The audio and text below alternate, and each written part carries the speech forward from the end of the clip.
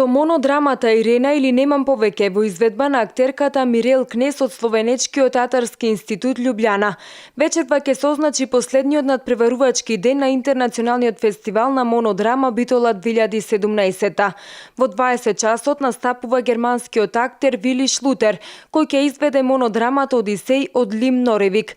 Изведбата на монодрамски остварувања во конкуренција завршува во 23 часот, кога ќе настапи битолчанецот Александар Димитровски, актер во драмското студио Солза и смеја, кој ќе изведе представата Лолита.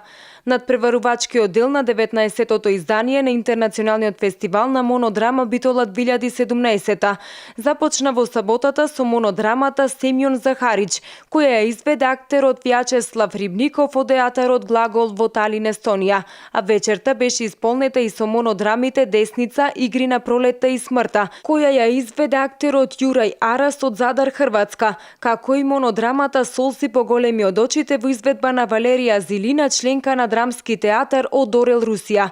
Исто така беа одиграни и монодрамите Количка со холандската актерка Фунда Мујде, монодрамата Дива со гостинката од Полска, актерката Виолета Комар, додека актерот од Израел Виктор Атар ја изведе монодрамата Голгота. Пред битолската публика настапи македонската актерка Драгана Босник со монодрамата Бог е жив.